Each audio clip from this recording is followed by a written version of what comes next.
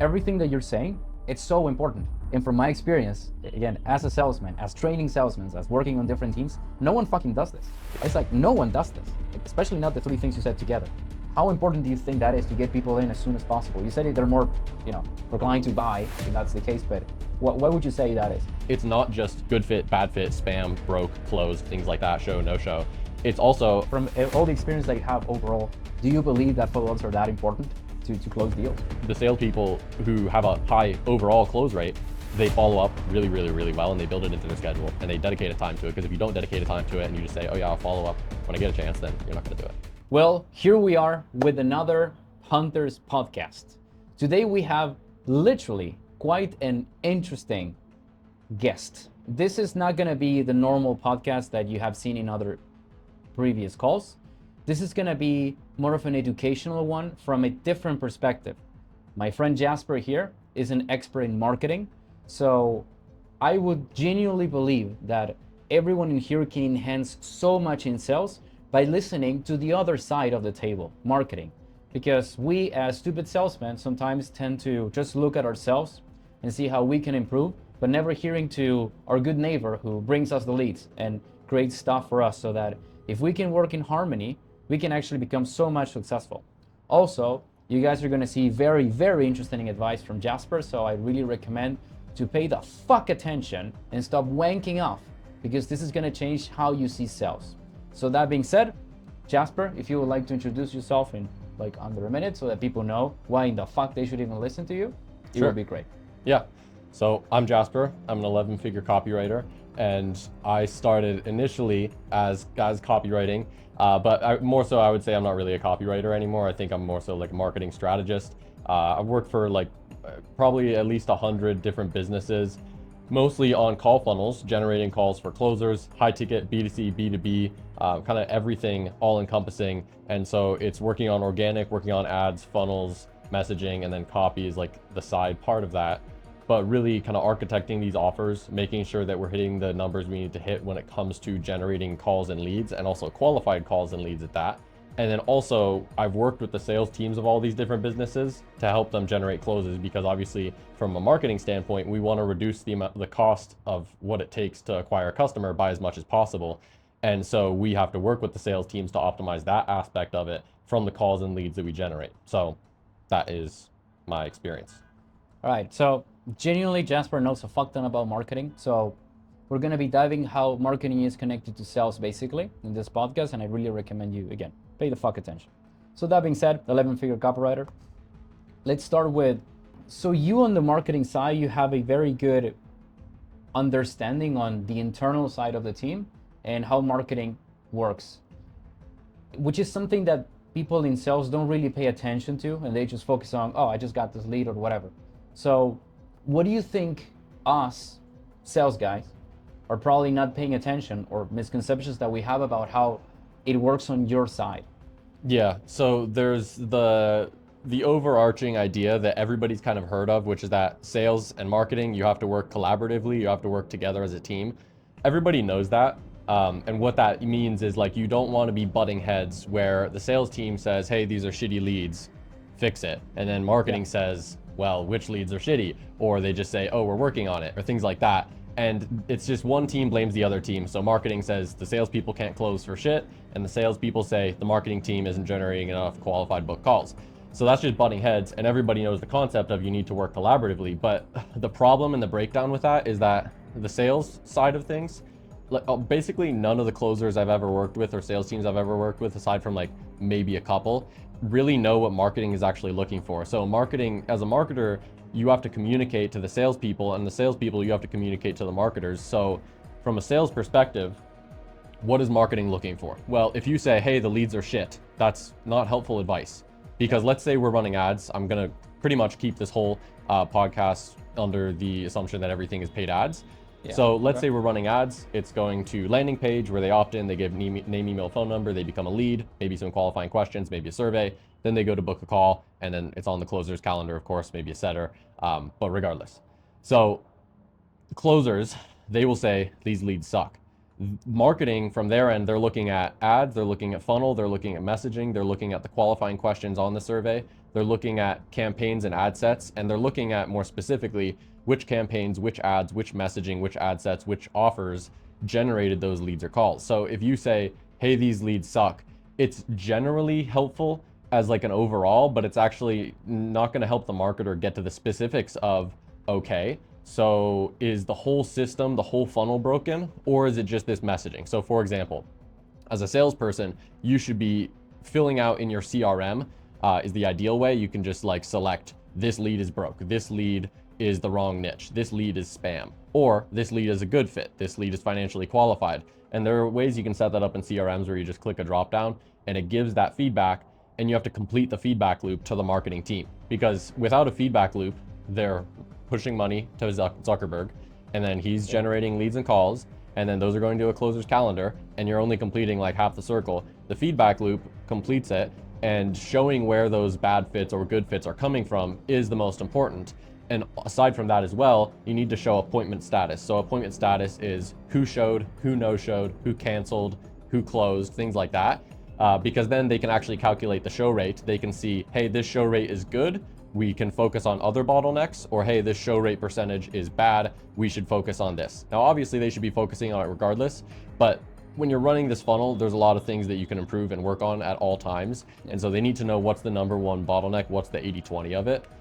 So I would say as a closer, always be giving as much feedback you can to the marketing team and be specific about it. So tell them, this is the name, this is the email, this is the phone number of the person, this is a good fit or bad fit. What does that mean? Why are they spam? Right? Things like that. Be specific. And a lot of closers, like, you don't just want to like send this to the marketing team just randomly every single day, because that's not efficient. Yeah. You want to either do it in an EOD report, or you do it in the CRM where you're clicking on the contacts or the opportunity cards and you're just selecting whatever feedback is necessary. So that's the first thing, is the feedback loop for sales teams. The second thing that's really frustrating from a marketing perspective is optimizing the calendar and managing your calendar as a salesperson. So from the closers that I've worked with, they all just like, they look at their calendar, they look at their availability, but they don't understand why that's important. So let me give a quick summary right now. So if I have the Facebook pixel, the Meta pixel, it basically, if it gets a conversion, let's say my objective in the campaign is to get leads or to get booked calls. How it works is basically after someone schedules a call, they then go to the thank you page, hey, your call's confirmed, whatever. And then that's going to tell the pixel, hey, this is somebody who achieved the objective we're looking for, so let's try to find more of those people. Yeah. And the importance of the pixel is massive. Like if you have a fucked up pixel, then everything's going to go to shit. And this is why you see things fall off a cliff very often. As a closer, you could probably relate, where you like everything's going well, and then all of a sudden just boom, it falls off a cliff. Now, it's not always the pixel, but sometimes it is.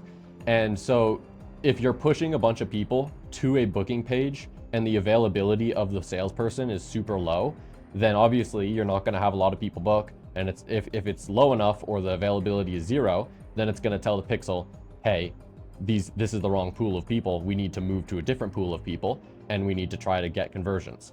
Yeah. The problem is you might be targeting the right pool of people, but the calendar isn't managed properly, and it's going to move on and nobody's going to book because the calendar isn't managed. So as a salesperson, what you need to do, I believe, every single day, look at your calendar, like not just like your Google calendar, look at the calendar that leads are actually booking on. So whether it's a Go High Level calendar, whether it's a Once Hub calendar, a Calendly calendar, whatever it is, look at it and see it from their perspective.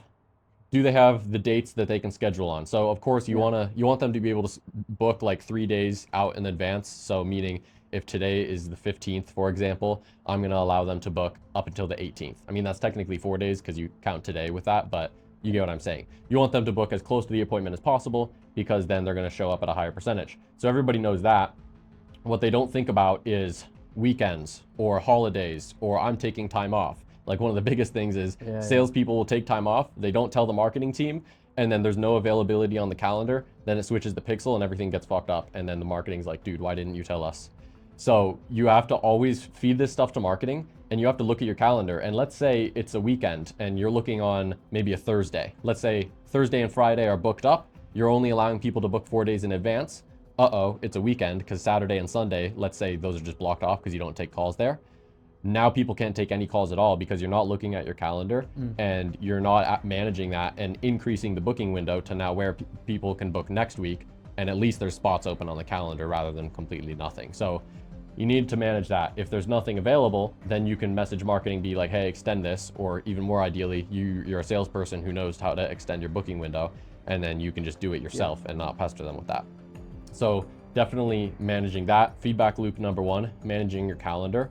Another thing with calendars is, and you see this, like think of any barbershop, any dental office, anything where you're booking an in-person appointment. What they do is they call you up or they text you up and they say, hey, I just had somebody cancel for 11 a.m. or something. And let's say you're booked at 3 p.m. Can I book you in at 11 a.m.?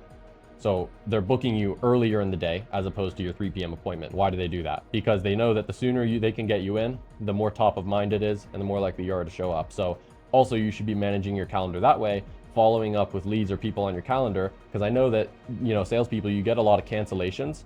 And whenever you have a cancellation, the rule is basically always try to bring people forward, and it's in order of the people who are booked latest out. So let's say today's Monday, people can book until Thursday.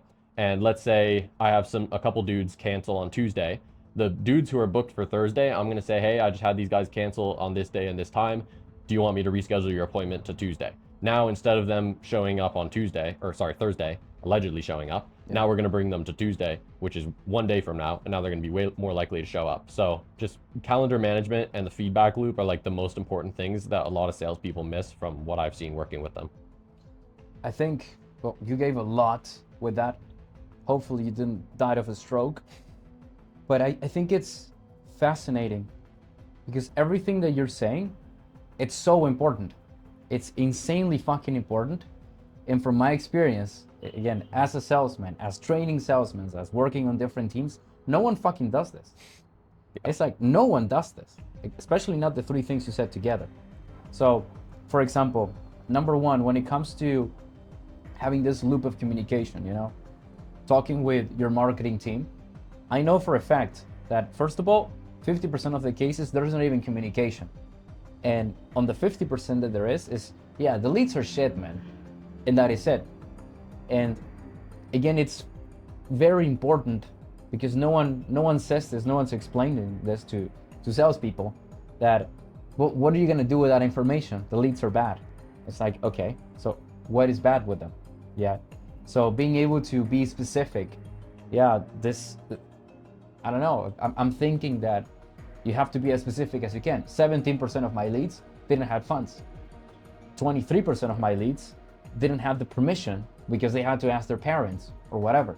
And I believe that the more specific you can be, the easier it will be for you guys to tailor the message in a way that we can get better leads, And I think that feedback, as you said, is like it's cut in half.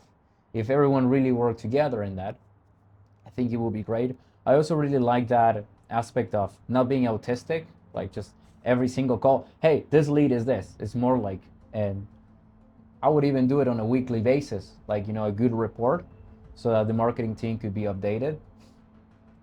I think that is extremely important. Now, when it comes with the calendar management, I really believe that, and again, I was guilty of this until not so long ago, that you just see a bad lead, it's like, cancel. You don't even talk with the lead. You just don't give a shit. No feedback, no anything. It's like, yeah, this is bad. I'm gonna cancel it. I'd rather spend 1 hour playing video games. Fuck it. And that doesn't help anyone, literally. And in the case that might be, which is point number 3, speeding up the process, getting people that are booked on, like I said, at 3 p.m. and putting them at 11 a.m. That will be such a big difference. Also, that person might as well be wanting to have the call early and they can't. And I think no one really takes the job to say, you know what, I'm gonna fucking do it. I'm gonna text my lead. I'm gonna say it, hey, I have this open slot. Do you want to do it? And I would like you to expand a bit more in your experience. How important do you think that is to get people in as soon as possible? You said they're more, inclined to buy, if that's the case, but what would you say that is? Hey, put your fucking phone down.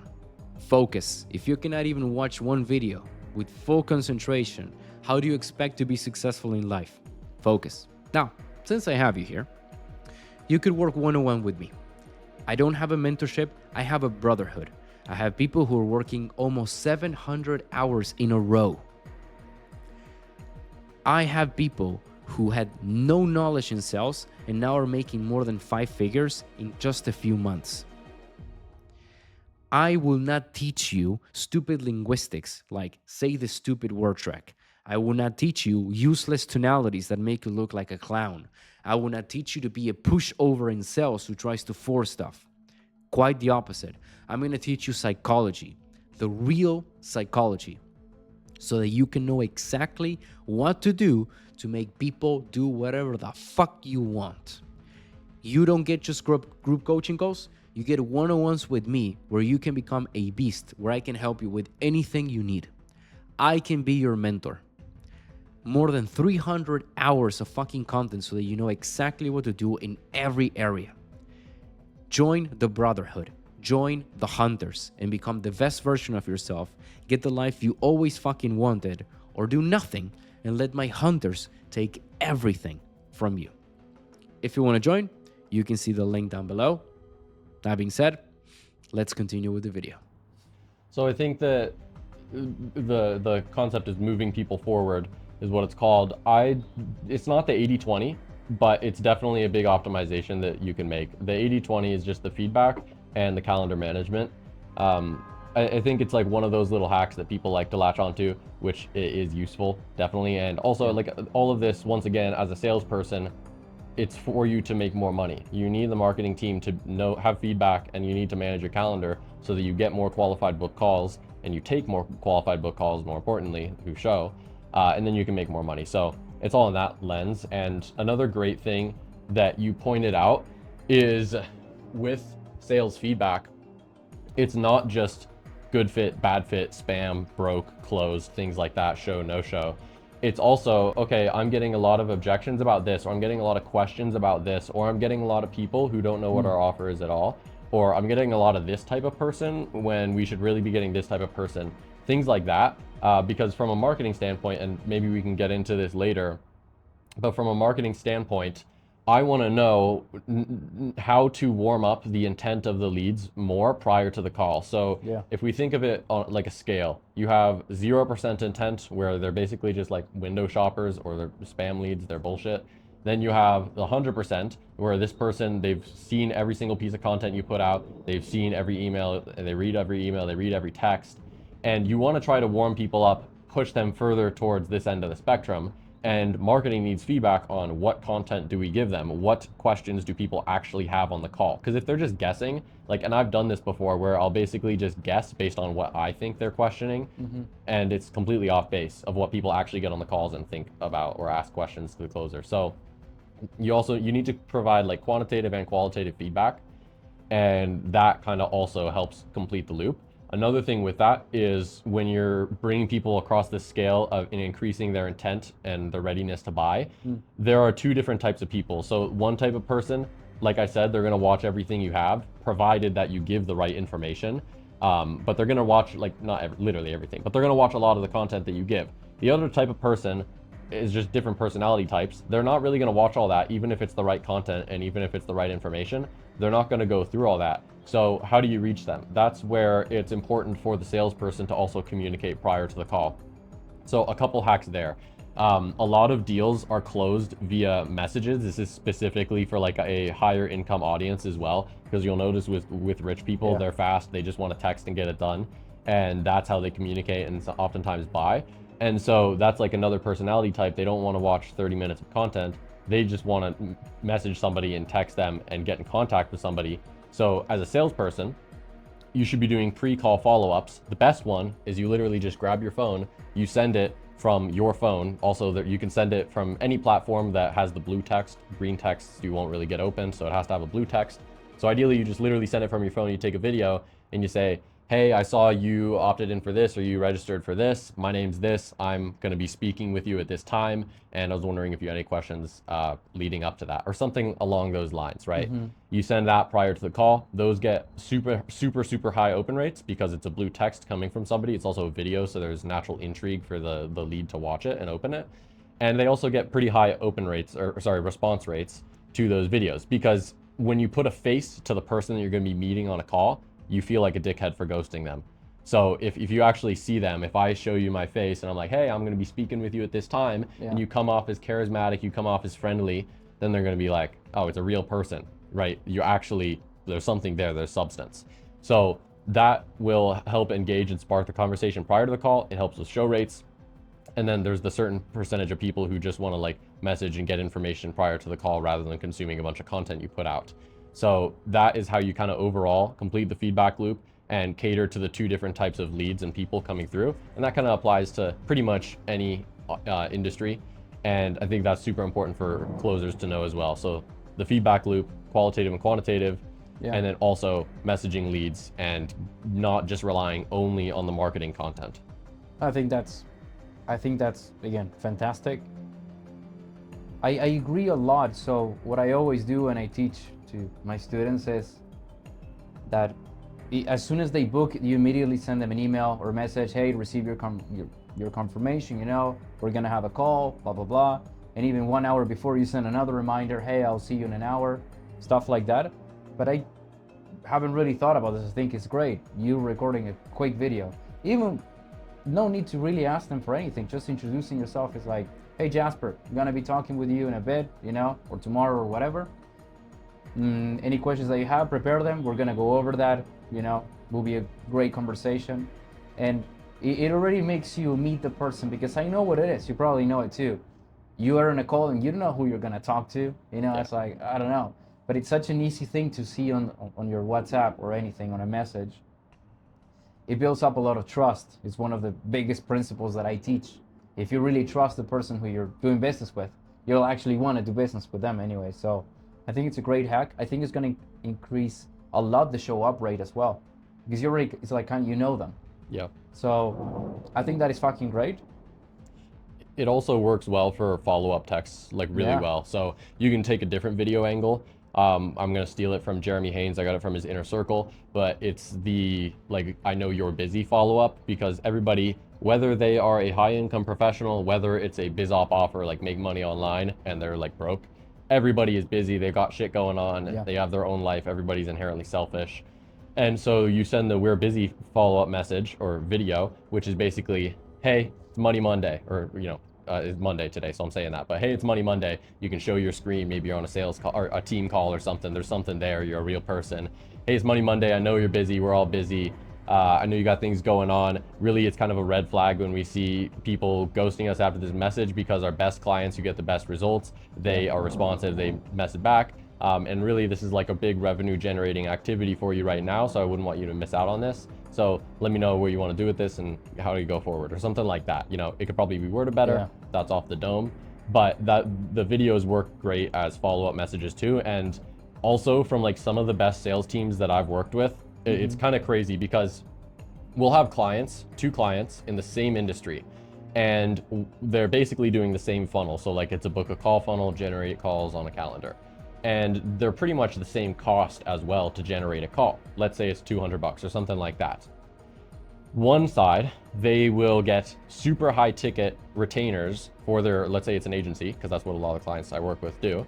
They'll get super high ticket retainers at a pretty low cost to acquire a customer, and like a really great CAC, cost to acquire a customer. Yeah. And they're just like a crazy high close rate. And then the other company, once again, like same industry, pretty much similar offer, same cost per call or similar, and their close rates are shit, and they can't close for shit. And so, yes, it speaks to like the level of the closer and the quality of the closer and how good they are on calls. But when I speak with the closers in Business One who do like phenomenally and they close a ton of deals, they build follow-up into their day. So if you're taking, you know, your schedule is I have a call here, I have buffer time here, I have a call here, whatever. They also build in follow-up time, because everybody's heard it, money's in the follow-up. Yeah. I know that a lot of salespeople don't do it, Yeah. but reactivating past leads, following up with people, especially if it's like B2B or if it's pretty high ticket, especially if it's recurring as well. People aren't, most of the time, even if you're really good at sales, like most people just are not going to be ready to make a decision on one call, right? It's, you got to think about it from their perspective. Sometimes it's a complete change in their life, and they're not going to make a decision for 30 minutes meeting somebody who, even if they trust them, like they have to think about it. And so the salespeople who have a high overall close rate, they follow up really, really, really well, and they build it into their schedule, and they dedicate a time to it. Because if you don't dedicate a time to it and you just say, oh yeah, I'll follow up when I get a chance, then you're not going to do it. So that's another piece of it as well. I think this is great. So, man, where do we even go with this? So, there are a lot of salespeople, yeah, who tell you that you're not supposed to do follow-ups, it's their problem and stuff. I definitely want to touch on that. But the thing you said, which is that people don't necessarily make a decision on the call, I think it's a lie and it's the truth, because it's the capacity of the salesman. Because some people are literally bullshitting you, or they're just afraid, and you have to help them overcome that. But to some people, it's like, yeah, you know what? It's like a big decision, or I genuinely have to move money, or I genuinely have to speak with this person. And it's the skill of the closer to realize when it's bullshit and when it's actually the truth. Because if it is the truth, I mean, like, you're gonna end up burning the lead if you just push it too much. And that's fucked. So there is that. And when it comes to not following up, which is the question that I'm about to do it to you, I had a previous mentor. Some people know it, doesn't matter. He was making like 100K a month, right? Which is a good number. And he advises that you should never follow up. It's like their problem. They're supposed to be the one who show up to you. And for a moment I believed it, because it kind of makes sense. But then you think about human nature. It's like, that's not how the world works. Yeah. It's infamous the amount of people who genuinely get their shit together by themselves, right? And then I remember that I had another mentor who I said this to him, and then she started laughing at me, genuinely. And I said, why are you laughing? And I said, how much did your previous mentor make in a year? I said, well, he did more than $1 million. Yeah, I made 9 billion. Like, oh, I follow up a lot. And his advice was, no one follows up faster than me. No one follows up better than me. And it's insane how much of a change that is. And maybe it's like even a shield for a salesman to say, I don't have to do this. It's not my concern. It's exactly. Yeah. So from all the experience that you have overall, do you believe that follow-ups are that important to close deals? Oh yeah, 100%, easily. Like, it's not even a question. And I do agree that a lot of salespeople, a lot of closers, it's cope, and they think they're above it. And they're like, oh, I just only want to take the most qualified calls that I can possibly take on the calendar. Just give me layup deals, call after call. And it's like, you need to lower your ego, and you need to actually work for it and realize that what's your goal? Your goal is to make more money. Okay, do the follow-ups. You're literally texting a message. It's not that hard. And you're staying in touch with people. Like, I can even think of myself when I've bought high ticket programs in the past. Most of them, I'm not a one-call close. It's like, for example, I was buying a high ticket program. I needed to buy it from my personal bank account. I don't keep a lot of money in there. And so I needed to move it from one account to that one. I'm like, I can't do it on this call. It's a Saturday and the banks aren't open, so it's not going to transfer. So I needed to wait, and it was multiple calls. Or thinking of somebody else here, George, he was looking into an offer to move to Dubai. And it's obviously, it's like 8K or 9K or something. And he's not going to make a decision to move to Dubai, especially when he has to figure out the apartment, taxes, visa, residency, all that stuff. He's not going to make a decision to move to Dubai when it's multiple 5 figures for him to do that on like one 60-minute call. So yeah, you just think of, like, yes, you want to get as many people across the finish line in the first call as possible. The reason for that is it's a lower sales cycle, and so marketing gets a faster feedback loop on the one key metric that really matters, which is closes. However, it's not going to happen for every single lead. That's just not reality. So no, absolutely. And again, you're missing out on all of that just because you never do a follow-up. Yeah, it's insane. So yeah, I think people are really fucking up with that, and it makes sense. Also depends a lot on the nature of the offer. Like, moving out to a different city is like, yeah, it's doing it in one call is kind of insane. So I agree. I think good salesmen should push, but in a way that you understand them and why you're pushing. I have closed a lot of people by just telling them, don't do this. Just don't do this. Like, it's literally my #1 secret. But at the same time, there were cases where I had to motivate the person to say, you want to fucking change your life or not? So there is a balance, and I think no one does this because everyone is too busy quoting Julius Caesar now. But genuinely, if you actually take a moment and you just understand what's in front of you, you're like, oh, so you're struggling with this. It makes sense for you to take this day. It makes sense for you to do this. or not. So I think there's a great lesson in there.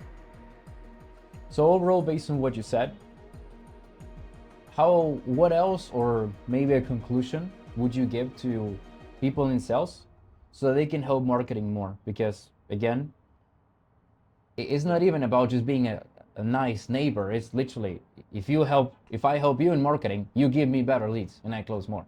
So how can we on the sales side help more on the marketing side? Okay. So I would say don't get caught in an echo chamber of only focusing on sales tactics and objection handles and role playing every single day, because obviously that when it comes down to the heat of battle and actually being on a closing call, that matters. That's the only thing that matters pretty much. Well, not really, but that's the most important thing. And just understand, if you want to make more money, don't only be doing that, understand how to work with a team. And you won't really get that experience until you've worked with multiple teams and you can kind of see the insides and outs and you can analyze people's mistakes. Always try to self-analyze though, and also like analyze other people. So anytime I see something that's a gap or something that's wrong or done poorly or that could be better, like I'm writing it down as a note. I'm analyzing myself and other people as much as I can. And I would say lastly, like the soft skills of just simple, effective, and precise communication matter just as much as your secret sales tactics, or whatever people are saying on calls. And that's internally, that's with your team, that's telling marketing. So always try to over communicate rather than under communicate, but don't just spew a bunch of bullshit at them. That's not useful. It has to be like precise communication. So if you want to make more money, then just do that. Really all it comes down to. 100%. Hopefully this will open up a few eyes. From a marketing perspective, what's a good lead? Okay, that's a good question. So I'll say this, from a salesperson perspective, a good lead is what? Usually it's obviously financially qualified and it's a layup deal. Like a salesperson, a closer, they think good lead equals layup, easy deal. I'm making money. Yeah, 100%. From a marketing perspective, and once again, it comes back to the follow-up lesson, which is like you got to kind of work for it. So from a marketing perspective, a good lead is the bare minimum, which is financially qualified. Obviously, if they don't physically have the money to buy the thing, then that's not qualified. So that's the obvious one. Yeah. And also intent. So they have to have the intent to buy. They can't just be super high curiosity but really low intent. And that is something that marketing, once again, builds, and salespeople and setters build as well. So if I have a funnel and let's say it's BizOps, some sort of new method to make money online, just for example, and people go to this page, there's a video, a VSL, maybe it's 5 to 10 minutes. Statistically speaking, only 50% of people are even going to click that in the first place, and then there's a drop off, so like maybe only 10% of people actually watch most of the video. So really, no matter which way you put it, most people aren't consuming the content. Okay, cool. Then they book a call on a closer's calendar and they maybe show up, they maybe don't show up, they get some emails, some texts, things like that. A majority of those people, they're not going to know what the offer is. Maybe they do know what the offer is, but they're confused about it. They have many questions and they're kind of just like looking around.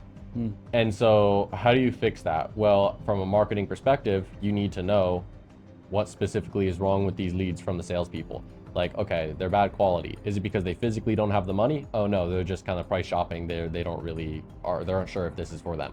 Okay, that's something that you can fix with different messaging / different offer. So like changing the ads, changing the messaging of it. You can fix it with different pre-call tactics, like different types of email sequences and SMS and thank you page best practices and things like that.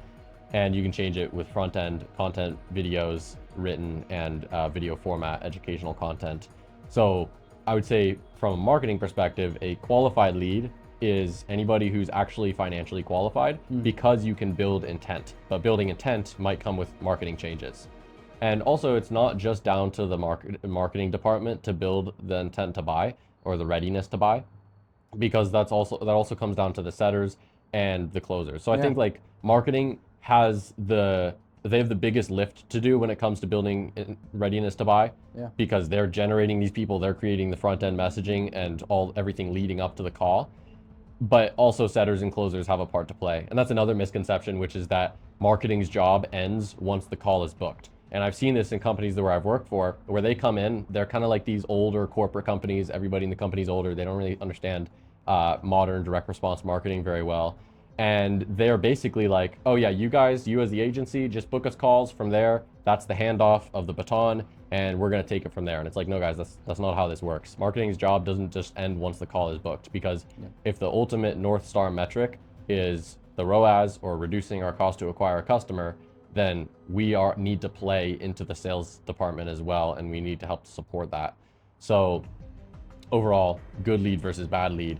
It's anybody who's financially qualified. From there, we can build intent by changing things. And a salesperson perspective is a qualified lead is a layup deal, which is not true. Yeah, pretty much. I guess we're all guilty of that, you know. Every shit is leady unless you can close it. So that's how we see it. But yeah, I think that's great. In your point of view, how autistic do you think the qualification bar should be? You know, because if you ask a sales guy, it will be, oh man, I want the lead to show up knowing that they have $5,000 to spend right now. I want that level of qualification. But at the same time, from your perspective, you know that reduces the pool a lot, and you might be leaving out a lot of potential people. Yep. So my point is, how much should you qualify? You know? That's a good question. So statistically speaking, 50% of people on a question like, what's your revenue? What's your income per month? How much do you have saved up? Things like that. Statistically speaking, 50% of people lie on that question. So if, let's say, revenue disqualifier is they're making $0 to $10,000 per month, 50% of those people who select that are actually making money, but they're selecting they don't, because they don't want to reveal their buying power. Yeah. And it goes for the reverse as well. So 50% of people who go above the qualification, they say they're making a shit ton of money, they're actually broke.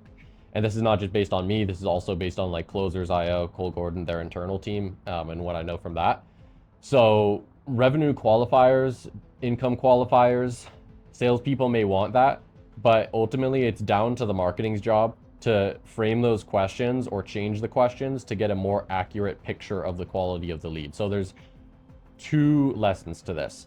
Number one is closing the MQL to SQL gap. So marketing qualified lead and sales qualified lead. So a marketing qualified lead is they fill out a survey, and then this is the hard logic. Like under this income, under this revenue, they're disqualified. Above this income or revenue, they're qualified. And so that is reported as a percentage. 60% of leads are marketing qualified leads. That means 60 out of 100 people are technically qualified based on the survey answers that they put in.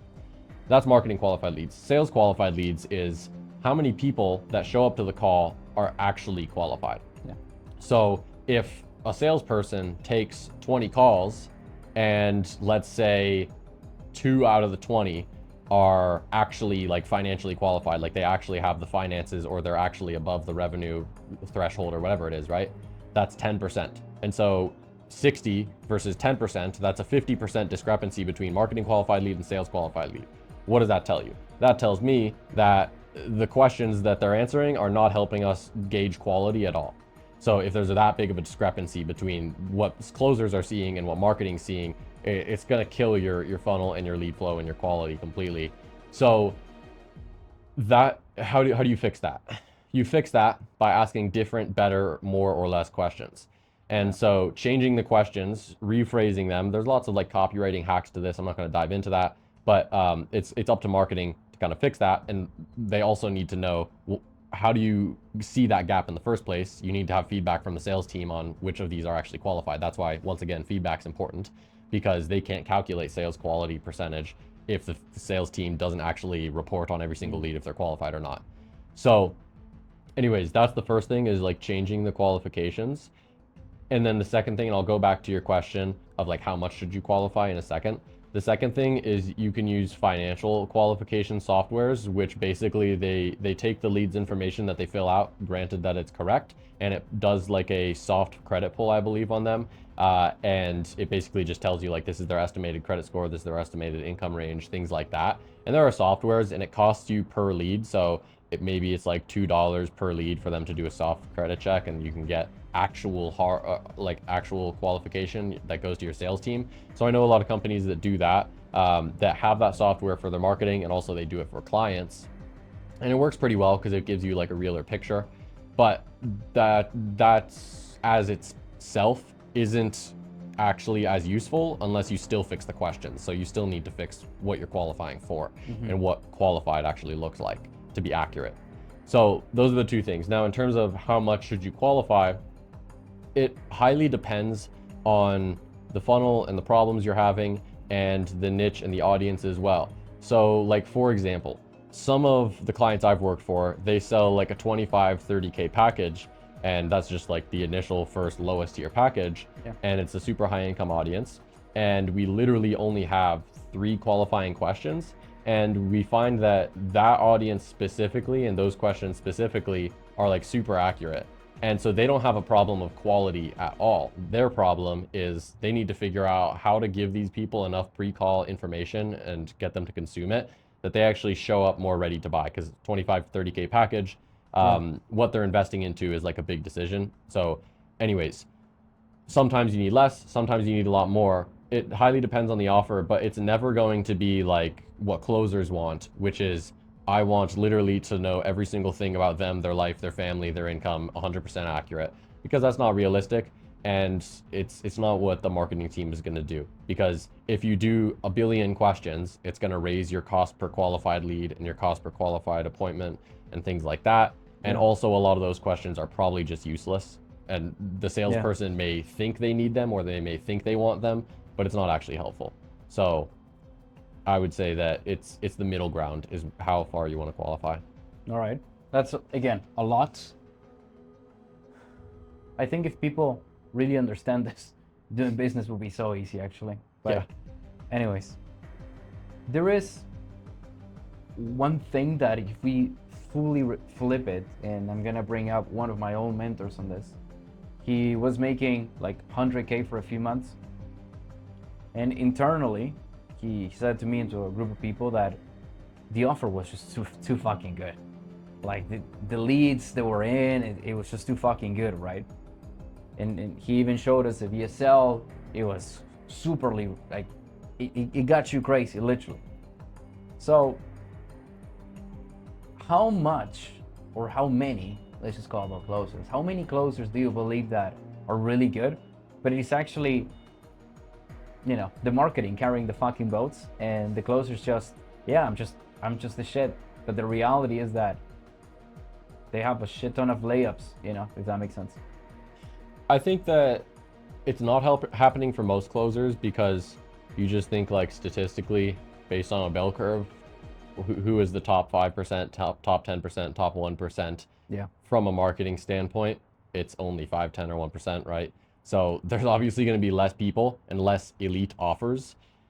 But if you are a salesperson, like, I think the question is basically how important is the offer, and I think every closer knows it's important, but I don't think they truly understand it, because marketing plays the biggest role on the front end in terms of getting the right financially qualified prospects, and also increasing the readiness to buy of those prospects and giving them a lot of pre-call things leading up to the call. Because marketing is so fully responsible for that, and they carry the boats and the logs, and they carry the weight for everything there, you could be an absolute mediocre closer, and you're still going to have, obviously not every deal is going to be a layup, just fucking easy close. But you're going to have a lot of an easier time closing deals compared to an offer where the prospects don't know anything about your offer showing up to the call. The show rate is terrible. The offer itself is bad, and also like doesn't play into the market trends, and it's just not what people want to do. Things like that. You can be just an absolute newbie and still close and make a lot of money on an elite offer. The thing is, are you going to be a newbie and get into an elite offer like that? Probably not. Yeah, there's a difficult balance in there, but I agree. I also see so many people, again, it's difficult for me to not to roast people, but you see guys closing that are quoting Julius Caesar again. It's like, what the fuck, you know? But at the same time, it does make sense what you're saying, that if you're not good at all, it's like, it's difficult for you to be in an offer like that. But I genuinely believe that there are people out there who are proclaimed as Yeah. Yeah, I'm the top shit. I am the greatest. And they're not really, I think no one really showcases what's behind the curtains anyways. But if they really did, you'll realize, oh, I mean, it's not like you're bad at all, but there's so many things out there that are helping you a lot. And I have lived being on very good offers where I got people telling me, dude, I love this influencer. I'm ready to fucking do it, literally from the get go. And people who tell me, I must consider, they don't even speak English, you know? So my point is, yeah, I think it's a great important lesson there. Now, I know you're not closing per se, and I have my own view on this. We can definitely discuss it. But how do you believe a closer should behave on a B2B versus on a B2C prospect? You know, do you believe there will be differences? How do you think they should behave?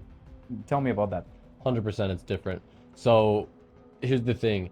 If you are going to go to a business owner, and let's say they don't have to be a top dog, but they just have to be somewhat semi-successful.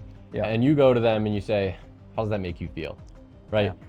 What's that going to look like in five years if you keep going down this road, if you keep doing this? They're going to be like, dude, are you stupid? Like, first of all, no matter what business they're in, they're a business owner. They know sales, they know the game. They're not stupid. So, and nobody is really. Like, everybody knows if they're getting on a call, even if it's B2C, it's a sales call. But business owners, they think a little bit differently. You're still selling human to human. So there's elements there where it's like, just be normal and you don't really think about Yeah. specific word tracks or be crazy doing stupid shit like that. But selling B2B, I think it's more of a consultative sales process rather than so what I mean by that consultative sales process is you're still going into the call. You need to set the frame as the authority just like any other call, but you really need to set the frame as the authority in a B2B call because these people are sharper, they're more on the ball, and they're more ready and precise with things. And so if you mess up or there's any little bit of trust lost, then that makes a massive impact in the overall trust you have. If you fuck up, you don't have actually as much room to fuck up. Yeah. And so in B2B, how I think of it is this, and I learned this from another guy. I'm not gonna say his name, but he does like a lot of huge, super high ticket deals for agencies and sells a lot of B2B. And all it is you get on the call. You're the first person to speak on the call. You get straight to the point to show you mean business. You go, hey man, my name is Jasper. I'm from XYZ company. How's it going? And then they go, it's good. And by the way, this is like a Zoom call, not a phone call, cold call. Oh, you're doing good. Okay, sweet. You mind if we just jump into things right now? They say no. Okay, cool. So on the agenda, I wanted to go over X, Y, and Z. And the reason for that is this. Is that good by you? Yes? Okay, cool. So the first thing. And now we're jumping in. And then from there, it's a consultative process that's just basically like asking them about their numbers. And this is obviously depends on the business you're selling to. But let's say it's an e-commerce business or something like that. You're going to start asking them questions about how much they're spending on ads. What is their cost to acquire a customer? What are their margins? What are their COGS? And you're going to be detailing this fucking like every single metric, and you can build a full picture. And if you're good, you can basically look at that and say, oh, so the reason why you're fucking up here, or your ROAS isn't high enough here, you're basically losing money. The reason why that is because you're messing up here with this metric. And then they see you as the authority and they're like, wow, this guy just basically solved my business for me. And then once you go to the pitch, it's so much easier because you've already like helped them and you're already seen as the authority in their eyes. Yeah. And also it's very, very painful. So this is the discovery where you are using pain to sell, and then you're going into what the dude calls M&M, which is marketing and metrics, or maybe it's something else, I don't know. But the M&Ms, you're using this as the discovery, because if you can basically show and see and they tell you, oh yeah, you're losing $10,000 a month because of this, then that's painful because now that's affecting things in their real life. Where if it's an e-com brand with low margins, now they're looking at their bank account every single day and they're seeing money going out and the number they have is shrinking, and that gets very stressful for them. So you can like dig into the pain really well there, which just automatically creates urgency without you having to really do anything.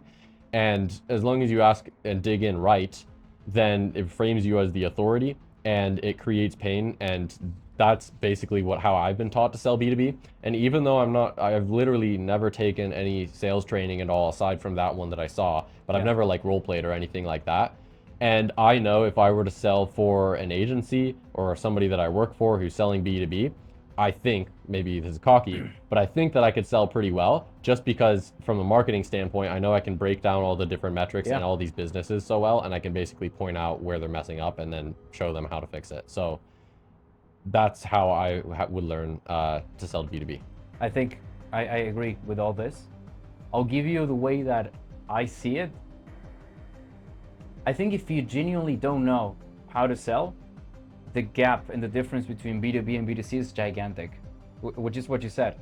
How does that make you feel? Yeah. If you know what to sell, like how to sell, for example, the way that I do it, that I teach to my boys is, I think that it doesn't matter if it's B2B or B2C. If I tell you, how does that make you feel? You're just gonna be retarded, you know? So I agree on that aspect. I think people are just extremely stupid at selling because they just sell like Instagram tells them how to sell. Like it's TikTok advice. So it's really bad. But I believe the genuine big difference, as I teach to my students, I think it's B2H, which is business to human. You're always selling to a human, which is what you said. And I think that genuinely the biggest difference between B2C and B2B is that in B2B, the leash is just shorter. So like you said, you have less room to fuck up. In a B2C, I could make a bigger mistake. I could not be seen as the biggest authority. I can still pull it off.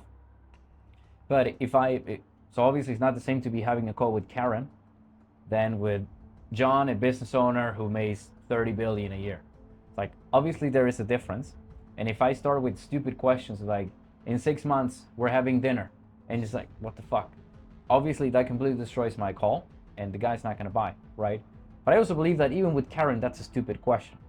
So I think that if you always show up as an authority and this is the way that I teach it, that first you do a discovery. If it's more B2B, like a business per se, obviously it makes more sense to focus on the numbers and how the business is doing. If it's more on a personal, like let's say fitness, I'm going to talk about a bit more about how they are, how they're looking at themselves in the mirror, blah, blah, blah. But the point is that I'm going to gather data.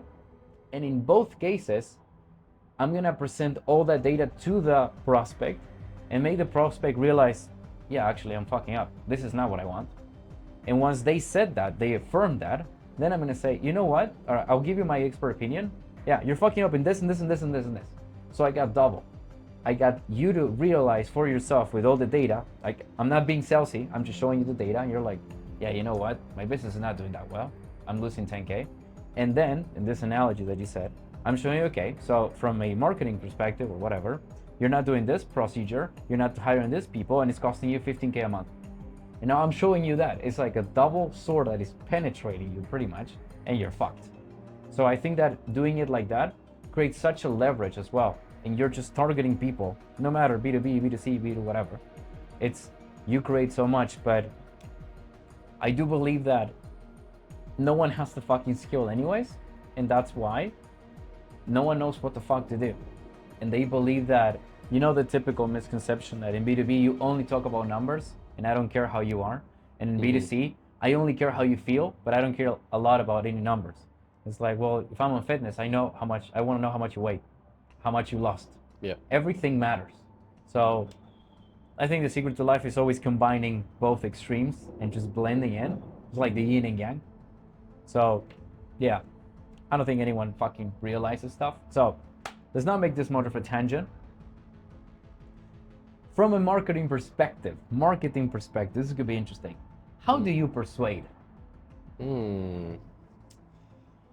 Okay, so I would say you think about the person, they need to have belief. So you need to overcome some obstacles. I'll give an analogy with this. There is the prospect here and whatever I'm selling here, product or service here. In between those two, there's a brick wall and it's made up of a bunch of bricks. Your job in marketing is to analyze that brick wall, see which bricks are at the top, which bricks are at the bottom, which bricks are in the middle layers, and remove the bricks one by one until there's nothing standing between the prospect and the thing that you're selling. And then you need to push them over to buy it. And so what does that mean? The bricks are anything that creates doubt, anything that reduces trust, anything that creates disbelief in whatever it is that you're selling, and whether that's a concept, like you're selling some sort of new idea, or it's literally the thing that you're selling. And so you need to overcome trust obstacles in like the brand or the personal brand or the face of the brand, whatever it is, the company. You need to overcome trust obstacles in the idea that you're selling. So if I'm selling some sort of new business opportunity, they need, before I even sell them on, hey, get in this program, they need to be sold on the opportunity itself. So I need to overcome the trust obstacle there. And I need to also overcome the trust obstacle in the ability for them to get the outcome. Like, is it actually likely that they're going to get the outcome that they're looking for? And I overcome all of that from a marketing perspective. It's via video and written content. A salesperson, obviously you're speaking to them, maybe you're overcoming some stuff there. But I think persuasion comes from just removing anything that stops them and then giving them reasons to move forward.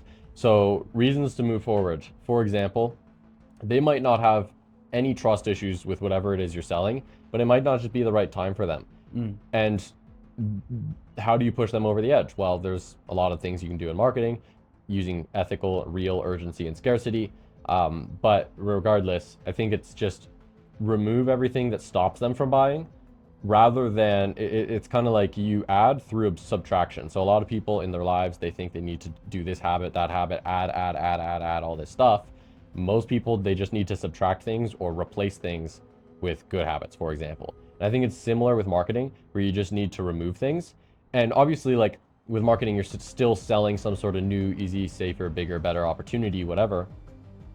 But that's the hook that gets people in the door, and you're persuading them by removing objections. Like, oh, I've tried this, this, and this alternative. How is this different, right? Think of e-commerce. Let's say you're selling skincare. Yeah. Skincare, very competitive.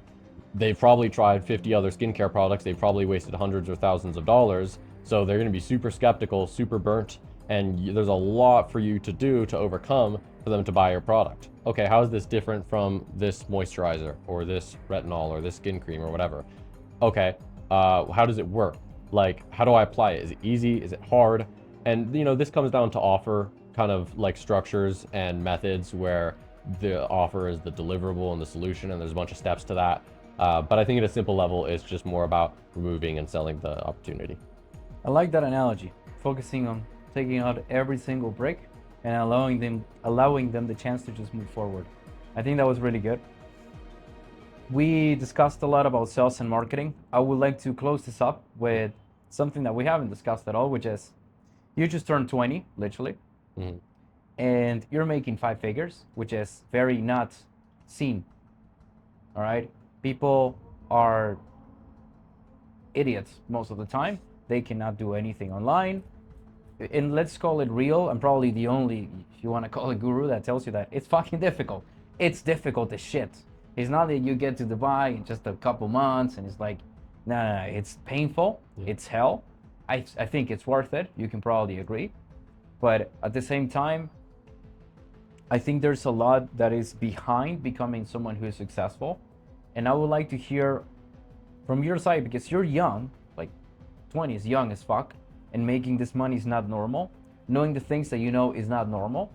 So from your mindset,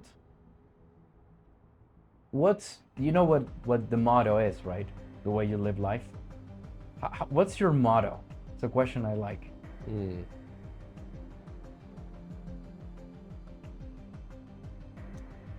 I would say my motto is that it's not about the load that you carry that breaks you, it's about how you carry it.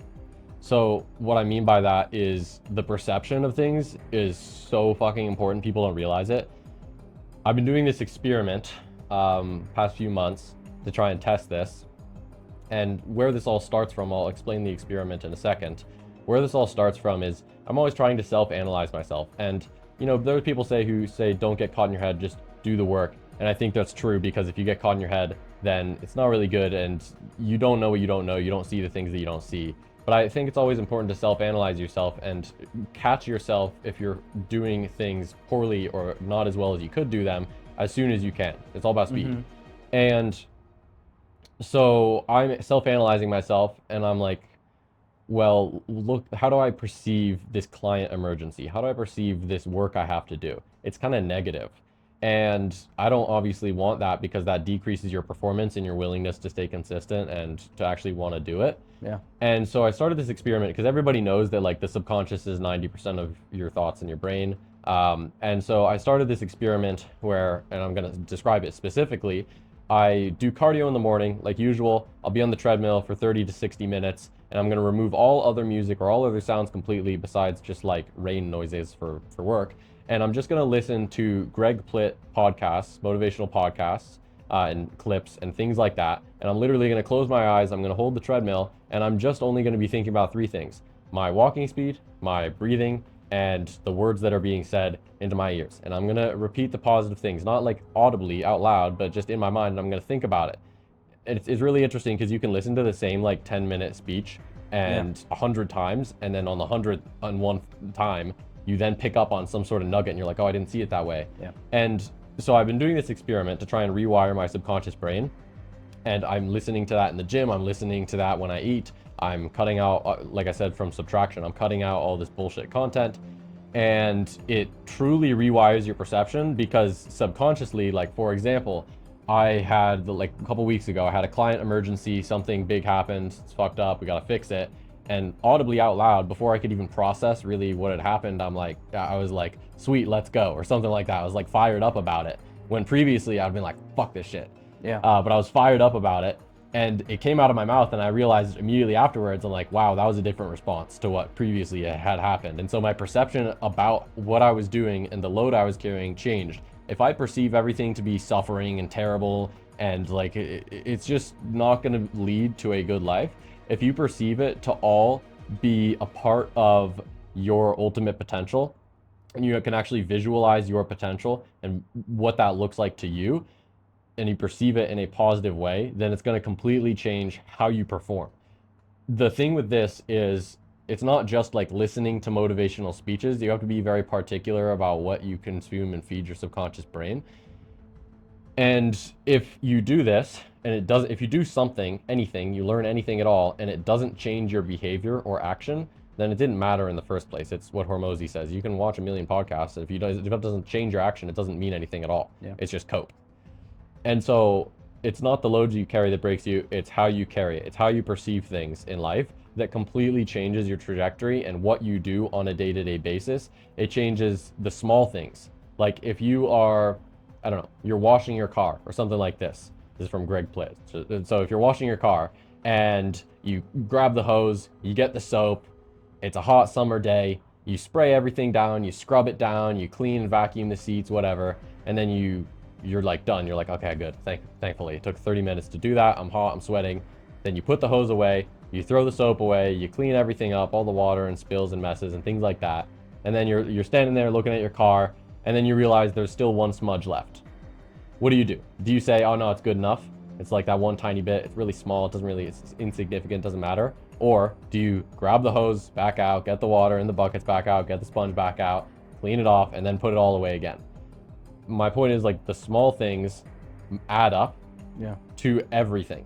And it's almost the subconscious brain that's speaking to you. You have the voices in your head that speak to you, telling you, no, you can do one more rep. No, you should go back and clean that. Like you shouldn't just let it be. There's also the voice that says, oh, it's fine. Don't worry about it. It doesn't even matter.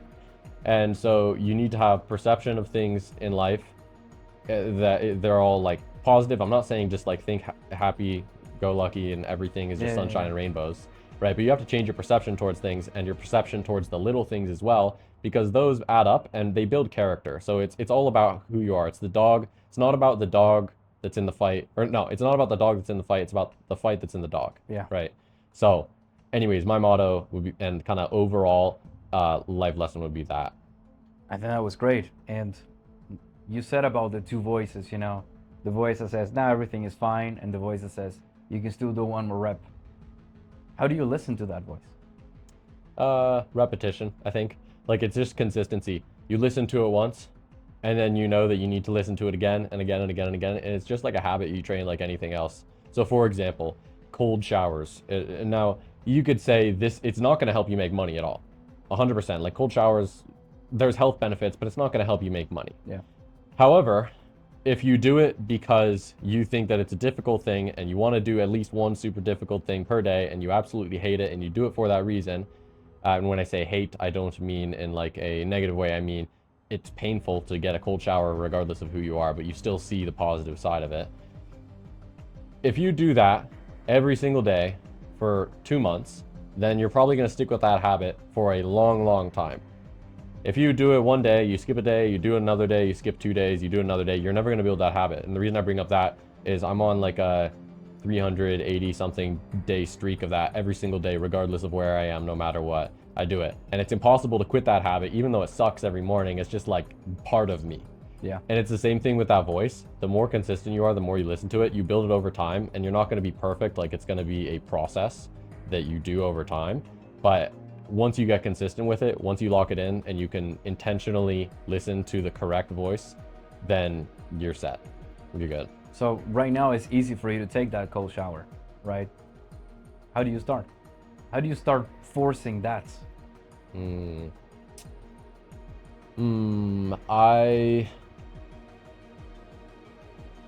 have to believe in it. So if I want to, I think of it from like a addiction standpoint, kind of. If you're addicted to a substance, you're going to stay addicted to that substance until you actually understand and believe in it being bad for you. So it's the same thing with positive things that are positive to your life. If you don't have belief behind the action you're taking, then doesn't matter. You're not going to do it. Okay, how do you build that belief is the next step. I think it's through rewiring your subconscious brain, and probably also other things. Like it depends on you as a person, your personality, your upbringing, a lot of that stuff. But you shouldn't give power to any outside factor like that. If you can't stay consistent, you shouldn't say, oh, it's because of my childhood. Like that's bullshit. Yeah. Now all the power is away from you. So it's not going to help you improve your life at all. So I think it comes from building the belief, and that comes from rewiring your brain. That's great. All right, let's finish up with one last motivational / mindset question, which is, Okay. what's a hard truth that you had to learn?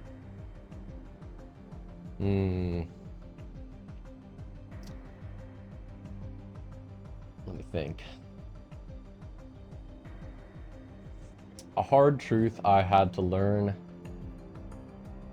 is that you cannot do everything, no matter what people tell you, and that you have to make sacrifices. So if I want to become a 8-figure business owner and also be a DJ who produces music and also learn how to be a professional kickboxer and also be 5% body fat on bodybuilding stages. Yeah. When you understand how much time and longevity it takes to actually become good at something, you realize that it's not possible to juggle too many balls at once. Like I think of my life in the glass versus rubber ball analogy, where you've got health, you've got wealth, you've got relationships, you've got spiritual, you've got personal, and you can only hold so many glass balls at a time. Those are the ones that can't hit the floor or they'll break. And so you hold on to those, and what that says is you work as hard as possible on those in that period of your life. The other ones are rubber balls. You're sacrificing that part. So if you want to focus on health and wealth, you're going to have to sacrifice the other parts of your life, at least in that period that you're in. So you can't become insane and amazing at everything. You really have to make sacrifices and figure out what you want as a person. So would you say making sacrifices is crucial then? Yeah. All right. I think that was a great podcast lesson. Yeah. Thank you, my friends. Of course. And hopefully all of you learned a lot about, well, the mindset things that he said were fascinating as well. But I think in the sales niche, we're really fucking up when it comes to working together with marketing. And again, I said, we don't give a shit about marketing. Jasper can go fuck himself. It's not about that. It's about the fact that if we help them, they help us. And we close more deals and everyone makes more money. So the whole point is be smart about it and learn about everything. Because if you have that mentality, if you have that mindset, you will just keep becoming better and better. You will make a shit ton of money, and you can be in Dubai bowling with us instead of jerking off at home. So that being said, I hope you really enjoyed the podcast. Again, thank you, Jasper, for these very good nuggets of advice. And stay tuned because there will be more coming. That being said, I hope you enjoyed it, and I'll see you in the next one.